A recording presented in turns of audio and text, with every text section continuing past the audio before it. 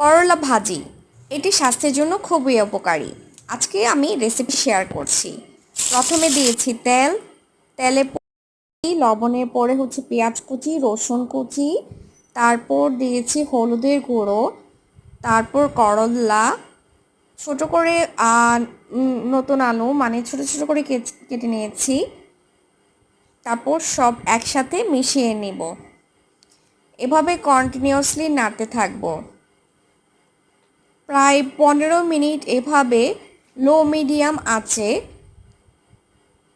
এভাবে নেড়েচেড়ে করলা ভাজি।